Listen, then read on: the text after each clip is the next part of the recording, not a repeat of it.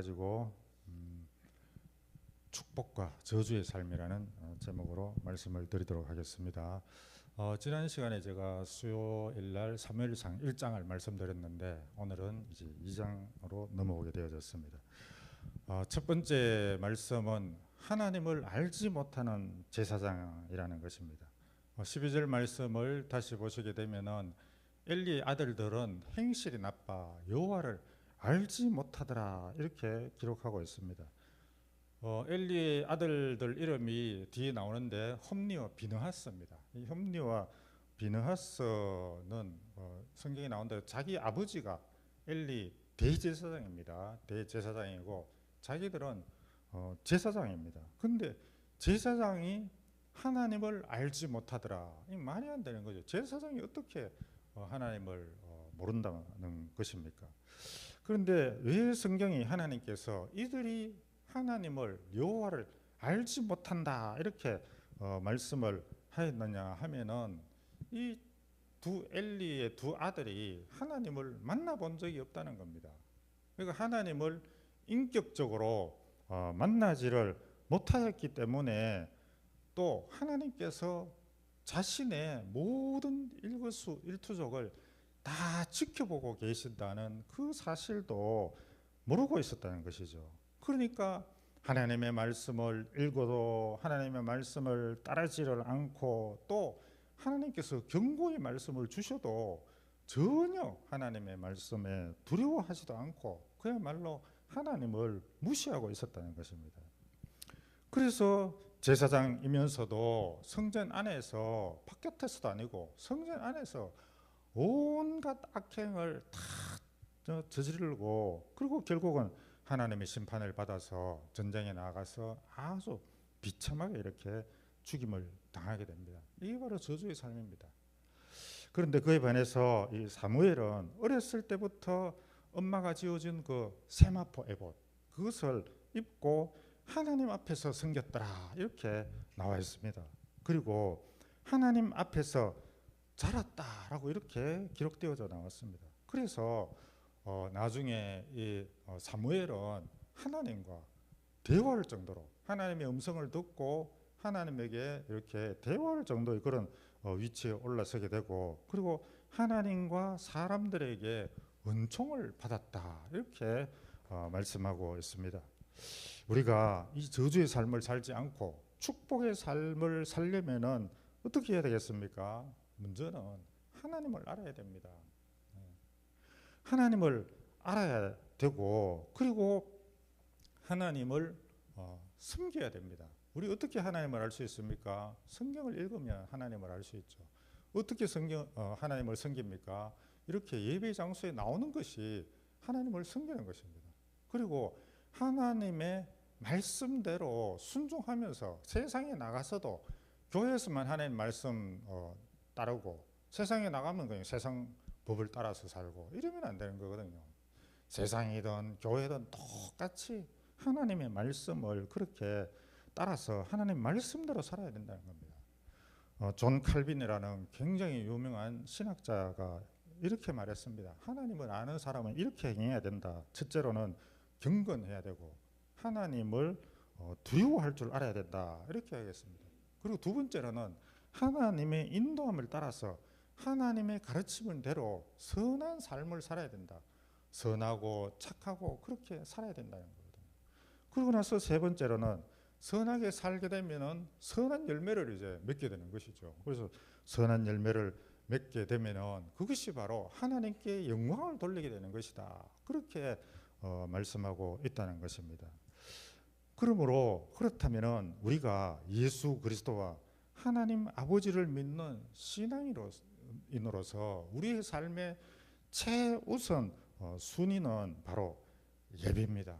그리고 말씀을 읽는 것이고 그리고 기도하는 것이고 그리고 말씀대로 살려고 애쓰는 것 노력하는 삶을 그렇게 살아야 된다는 것입니다. 그렇게 해야지만이 우리가 하나님을 안다고 할 수가 있고 하나님을 아는 자만이 하나님의 뜻대로 살아가게 되는 것이고 하나님의 뜻대로 살아가는 사람은 반드시 반드시 축복의 삶을 살아가게 된다는 것입니다.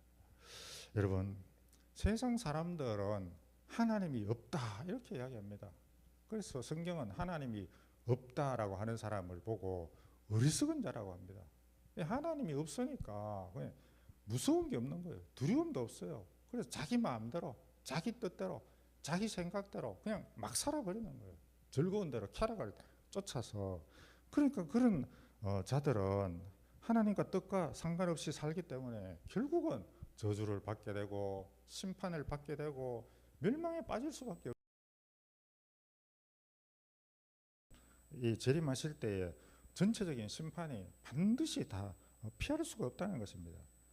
그런데 하나님을 안다고 하는 우리가 하나님을 알면서도 이 엘리의 두 아들들과 같이 하나님이 받지 않으시는 그런 잘못된 예배를 드리게 되어지고, 그리고 또 악행을 더할 뿐으로 악행을 행하면서 이렇게 살아간다는 것입니다.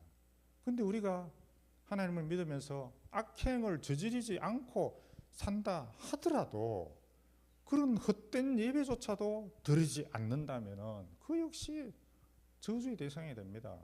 하나님께 예배를 드리지 않는다는 것은 하나님께 영광을 돌리지 않는다는 것과 마찬가지이기 때문에 그 또한 엄청난 큰 죄가 되는 것입니다. 두 번째로, 하나님을 알지 못하게 되면은 죄에 빠집니다. 그러니까 세상 사람들이 하나님을 모르기 때문에 죄를 밥 먹듯이 이렇게 지으면서 살아간다는 것입니다. 오늘 본문 말씀 13, 14절을 보게 되면은 이 제사장이 백성들이 와서 예물들을 바치잖아요. 바치면 그 고기를 이제 삶게 되는 시켜가지고 그 솥에 있는 고기를 쇠갈고기로 찍어가지고 그냥 다 들고 가버리는 거예요. 자기 마음대로 다 들고 가버립니다.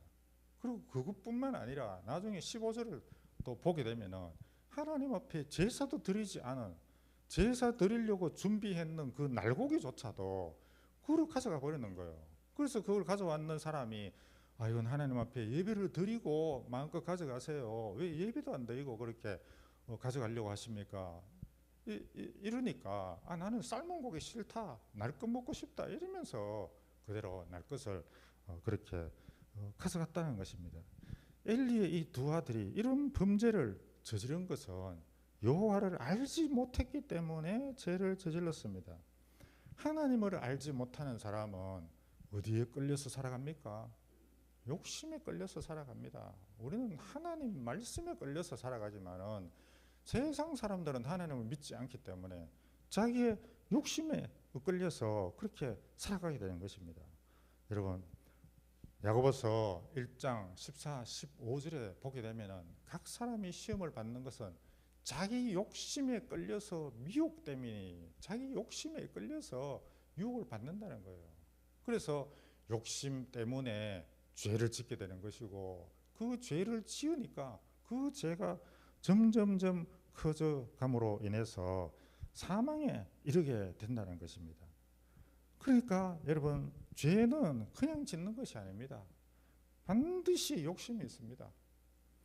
그리고 이 욕심에 이끌려 갈 때에, 이 욕심에 이끌려 사는 사람들은 반드시 죄를 짓게 되어져 있습니다.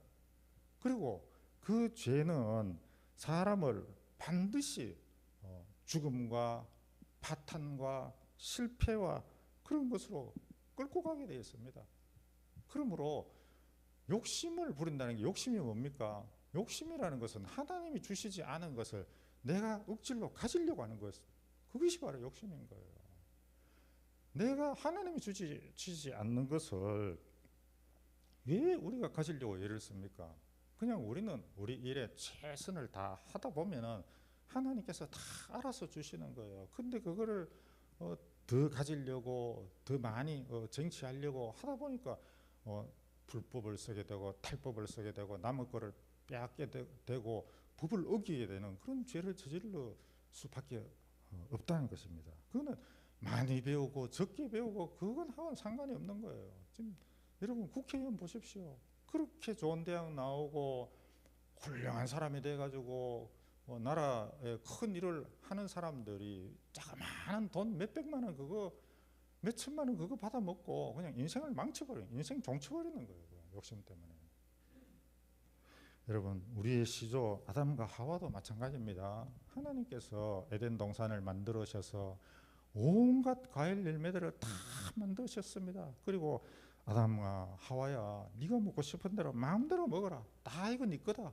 그런데 동산 중앙에 있는 그 선악과는 절대로 먹으면 안 된대. 그거는 먹으면 안 된다. 그거 말고 나머지는 다 먹어라. 이렇게 했는데도 불구하고 욕심이 생기니까 마귀가 그 선악과 먹으면은 네가 하나님과 같이 된다. 눈이 밝아진다. 그 이야기를 들으니까 눈이 번쩍 뜨는 거예요. 그래서 그거를 덥석 물어 버렸다는 것입니다. 그것을 먹고 나게 되니까 결국은 이 땅에 죄가 들어오고 저주가 들어오고 사망이 들어오게 된 것입니다. 여러분, 이 시대를 장악하고 있는 악한 수 사탄 마귀도 마찬가지입니다. 원래 이 사탄이 천사인 거 다 아시죠? 이 천사인데도 하나님과 비기려고, 하나님과 맞먹으려고 이렇게 한 거예요. 하나님께서 천사도 다 만드셨는데 그러다가 하나님한테 쫓겨나가지고 이렇게 땅에 떨어짐으로 인해 가지고 마귀가 되었지 않습니까? 가당치도 않은 이런 피조물이 감히 피조물이 하나님과 맞먹으려고 하고 있으니까 어떻게 되겠습니까? 그게 망하게 되는 것이죠. 그리고 모든 죄의 근원은 욕심입니다. 죄의 결과는 필연적으로 사망에 이르게 마련이라는 것입니다. 그러므로 우리는 영원한 사망에 이르지 않기 위해서는 욕심을 우리가 버려야 된다는 것입니다. 그 욕심을 버리려고 노력을 해야 되는 거예요. 가인은 하나님께서 죄를 다스려라, 너 죄 다스려야 된다 이렇게 경고했는데도 불구하고 자기 마음을 다스리지 못해가지고 동생 아벨을 돌로 쳐서 죽여버렸지 않습니까? 그리고 예수님께서도 뭐라고 말씀하셨느냐 하면 음욕을 품는 자마다 이미 가늠하였느니라. 음욕을 품었다. 생각을 했는 것 자체, 악한 생각을 하는 그 자체부터가 죄라는 거예요. 나쁜 생각, 악한 생각, 마귀가 주는 생각, 그거 내 머릿속에 탁 들어오는 순간 그건 죄입니다, 여러분. 바로 씻어야 됩니다. 바로. 내가 왜 하나님을 믿으면서 이런 생각을 하지? 하나님께서 하시는데 왜 내가 이런 엉뚱한 생각을 하지? 이러면서 하나님께 바로 회개해야 됩니다. 그냥 놔두면은 그 생각이 끌려가거든요, 사람이. 그 생각에 끌려가면은 결국은 죄악을 행할 수밖에 없다는 것입니다.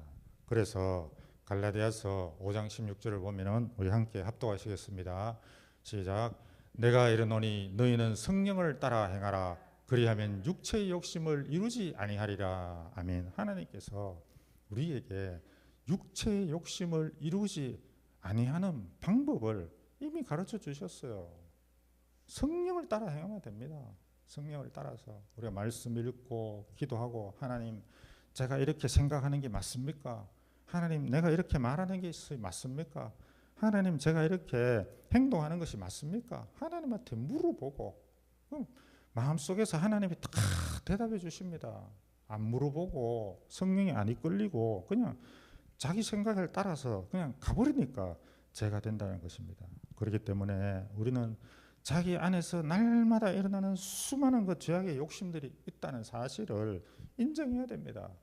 여러분, 여기서 말씀을 전하고 있는 이 목사도 여러분하고 똑같습니다. 사람이에요, 사람. 다 똑같아요. 단지 말씀을 가르치는 자 위치에 있는 것이지 말씀을 듣는 자나 가르치는 자나 똑같다는 것입니다. 그렇기 때문에 어떻게 하든지 간에 내가 내 자신을 쳐서 복종시키려고 성령에 이끌려서 살아가려고 그렇게 노력해야 됩니다. 하나님이 다 알아서 하시거든요. 세 번째로, 하나님의 자녀로 양육하는 것이 참으로 중요하다 했습니다. 오늘 본문 말씀 17절 말씀을 보게 되면은 이 소년들의 죄가 여호와 앞에 심히 크면 그들이 여호와의 제사를 멸시함이었더라. 제사를 멸시했다는 겁니다. 예배를 멸시해 버렸습니다. 하나님의 자녀는 모두 다가 왕 같은 제사장입니다. 여러분, 목사만 제사장이 아닙니다. 이 시대는 성도도 왕 같은 제사장이라고 했어요. 똑같은 제사장입니다. 하나님의 자녀가 예배를 드리지 않거나 또 예배당에 나와서 말씀을 듣지 않고, 우리 아이들 보면은 대예배 시간에 나와서 엄마가 나오라 하니까 나와서 뒷자리에 앉아서 휴대폰 보고 있습니다. 이런 엉뚱한 짓을 하는 것은 다 부모가 바르게 가르치지 않았기 때문입니다. 교육을 잘못한 거예요. 영적 교육을. 그렇기 때문에 그 자녀들이 문제가 되는 것입니다. 대제사장 엘리도 마찬가지입니다. 자기의 자녀들을 바르게 가르치지를 못한 것입니다. 22절 말씀을 보시게 되면은 엘리가 나이가 막 이렇게 들었습니다. 그러니까 자녀들은 장성하였죠. 근데 이 자녀들이 무슨 짓을 했습니까? 하나님의 성전에서 수종드는 여인들과 동참해 버렸습니다. 그런데도 그 이야기를 몰랐는 게 아니라 들었어요. 엘리 제사장이 들었는데도 불구하고, 얘들아 그렇게 하지 마라. 너 제사장이 그렇게 행동하면은 백성들이 너희들 보고 뭐라고 하겠노? 이러면서 그냥 말만 하고 지나가 버렸다는 거예요. 여러분, 그게 맞습니까? 아닙니다. 음행을 저지르면은 돌로 쳐서 죽이라고 했어요. 율법에 보면은. 근데 그것도 장소도 다른 데도 아니고 성전에서 그렇게 해버렸는데, 그게 물론 돌로 쳐서 죽이지 않는다 하더라도 적어도 매질은 했어야 되는데, 그냥 말만 하고 그러지 마라 이거 그냥 넘어가 버리니까 이 아버지를 무서워하지도 않죠. 하나님이 안 보이니까 하나님도 두려워하지도 않죠. 그러니까 자기 마음대로 죄를 짓는 거예요. 자기 마음대로 이렇게 죄를 짓다 보니까 그 죄가 반복이 되는 것이고, 그 나중에는 죄를 범하는 것이 대수롭지 않게 여겨지게 됩니다. 그야말로 죄 짓는 것이 습관화돼 버리고 만다는 것입니다. 그래서 이 엘리가 자식들을 바르게 양육, 9절에 오늘 본문 29절에 정확하게 이야기하고 있습니다. 29절 말씀을 보시게 되면은 29절 없습니까? 자식들을 하나님보다 더 중하게 여겼다, 이렇게 나와 있는 거예요. 지금 성경 보시면 나오죠. 성경에 저기 스크린에 안 나오는데, 그러니까 다시 말해서 엘리가 이 자식을 너무나도 귀하게 여기다 보니까 자식을 우상처럼 이렇게 받들었다는 것입니다. 그래서 하나님의 법을 어겨도 그냥 묵과하고 넘어가 버렸다는 것입니다. 이 엘리 제사장이 믿음이 없어서 그런 것이 아닙니다. 대제사장입니다. 대제사장. 그런데도 불구하고 자식을 지나치게 사랑하다 보니까 오히려 자식을 망쳐버리는 거예요. 너무 자식을 사랑을 하게 되니까.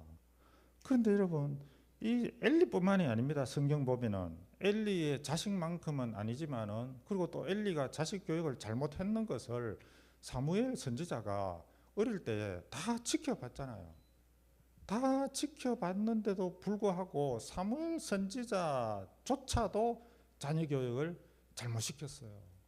그래서 백성들이 왕을 세워달라고 막 데모를 하는 이런 일이 벌어지게 되어졌고, 그리고 성경에 있어서 아브라함 다음으로 중요한 다윗, 이 다윗조차도 가정교육은 철저히 망했습니다. 자녀 교육을 제대로 시키지 않으니까 자녀들끼리 성폭행을 해버리고 자녀들끼리 살인을 해버리고, 그리고 나중에는 그 자녀들 중에서 아버지한테 모반을 해가지고 아버지를 쫓아내버린 거예요. 그리고 아버지 후궁들과 동침해버리고, 그리고 이 아버지는 그 성전에서 궁궐에서 쫓겨나가면서 신발조차 제대로 신지 못하고 맨발로 절절절절 울면서 그래가지고 도망갔습니다. 그리고 나중에 그래가 압살롬이 그 나무에 머리가 걸려가지고 죽었지 않습니까? 그 죽었는데도 불구하고 그 죽었는 게 아까워가지고 아이고 압살롬아 압살롬아 하면서 대성 통곡을 하고 자기를 죽이려고 그랬고 자기를 쫓아냈는 아들인데도 그 자식을 너무 사랑해가지고 그런 참 의의가 없는 그런 일을 하나 하게 된다는 거예요. 왜 그렇습니까? 자녀를 우상으로 섬긴 거예요. 그러니까 우리 자녀들이 조금이라도 잘못한 거를 그냥 내버려두면 안 됩니다. 저번에도 제가 한번 이야기를 했지만은 이 강전도사가 저한테 뭐 말을 이렇게 물론 이야기를 하면은 거기에 대해 가지고 이렇게 대꾸는 할 수 있거든요. 근데 그 대꾸라는 게 조금 이렇게 좀 다른 이런 대꾸가 들릴 때가 있어요. 그래 한 번, 두 번 이제 들으면은 그 아빠인 내가 뭐 어떻다고 정색을 딱 이야기해 버리면 바로 멈춰 버립니다.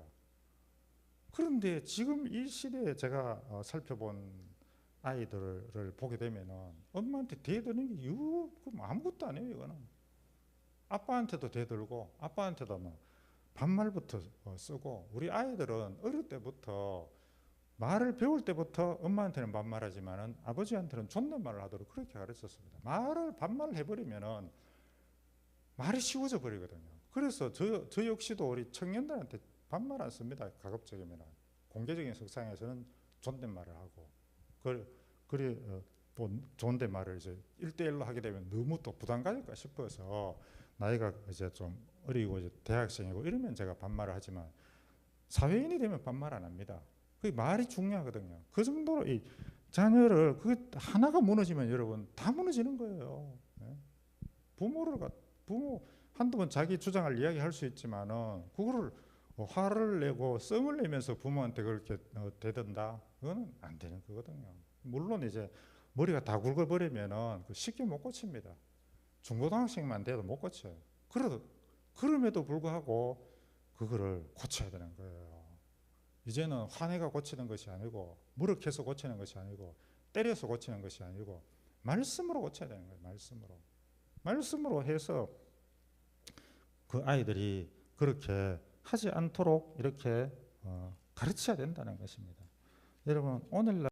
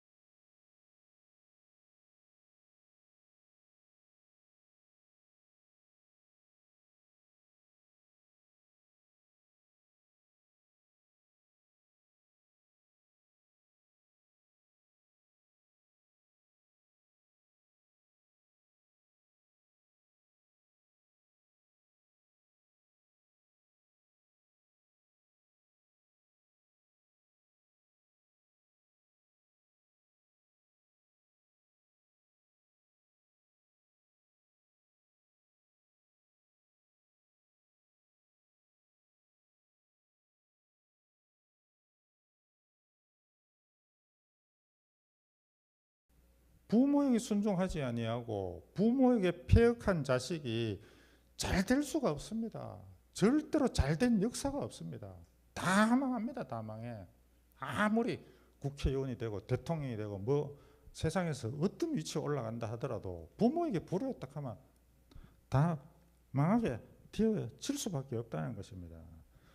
그렇지만은 역으로 세상에서 뭐 제대로 배우지도 못하고 높은 지위에 올라가지도 못하고 힘들게 어렵게 그렇게 살면서 신앙생활 하면서 예배 잘 드리고 부모님에게 공경하는 그런 자녀들 하나님께서 가만히 두시지 않습니다. 반드시 축복의 자녀로 만들어 주십니다. 언젠가는.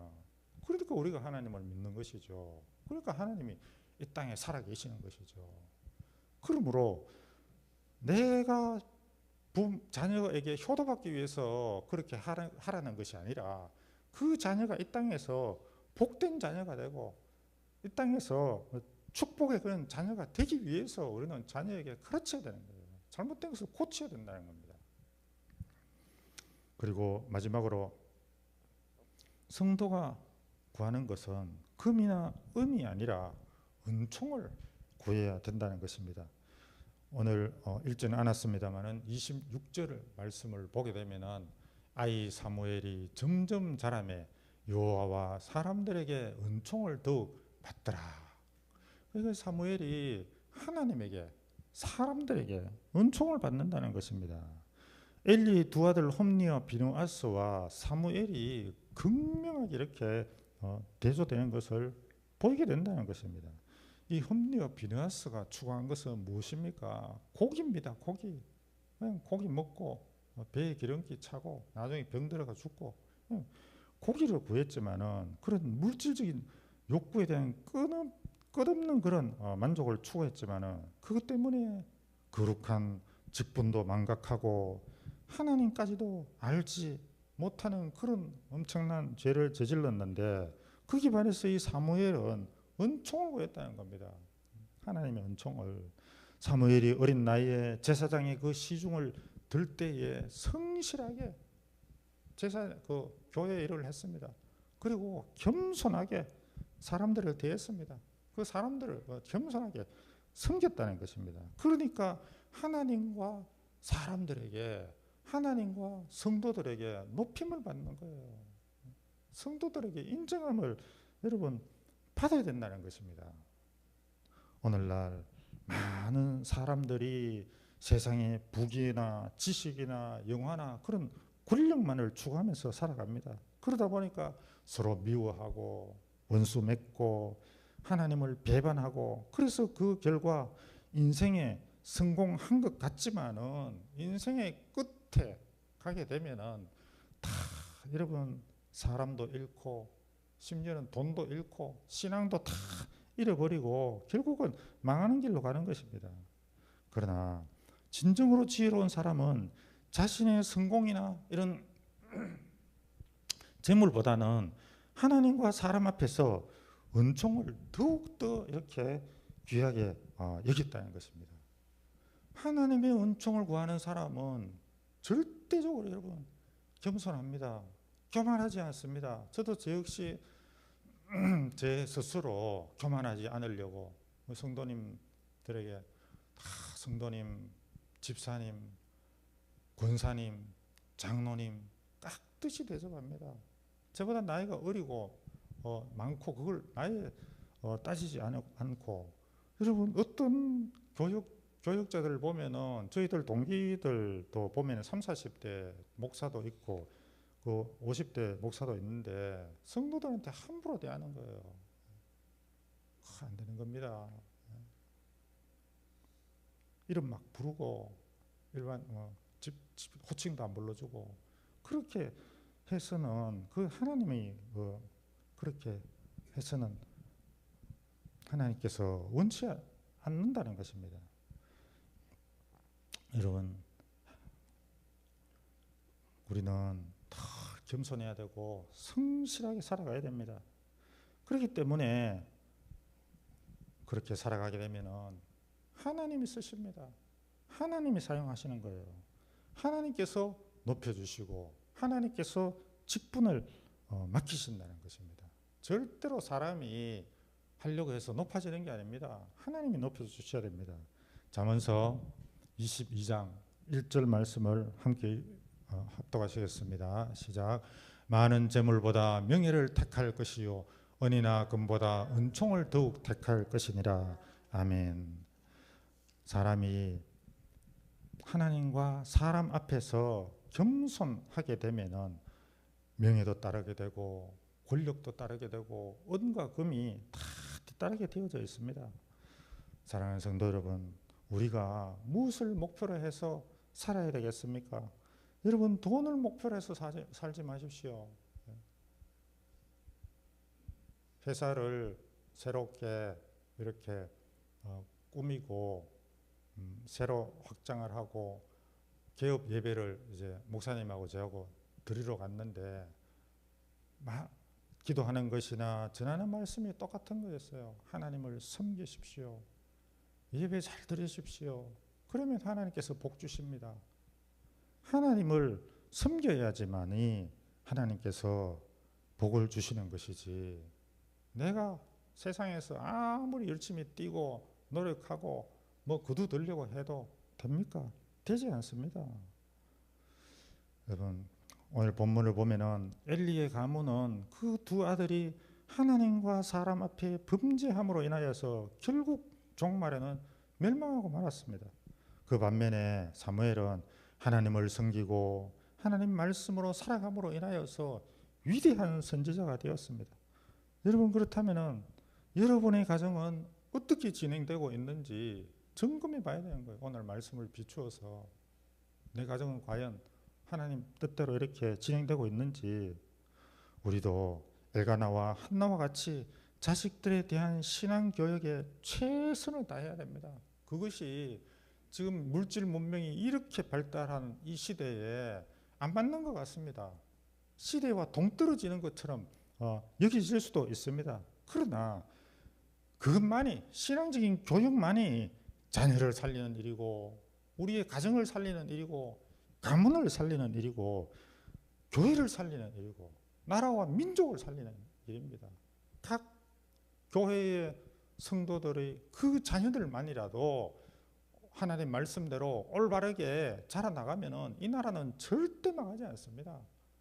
이 나라 국민이 10%, 20%만 온전한 신앙생활을 하게 되면은, 그러니까 하나님이 이 조그마한 나라, 남북이 분단되어진 이 나라를 선진국으로 만들어 버리시잖아요. 누구도 대적할 수 없는 그런 나라로 만들어 버렸다는 것입니다. 그러므로 우리의 자녀들이 하나님과 사람에게 은총을 입을 정도로 신실하고 겸손하여서 모두 다가 엘가나의 그런 가정이 되시고 사무엘과 같은 그런 자녀가 될 수 있기를 간절하게 축복하며 기도합니다.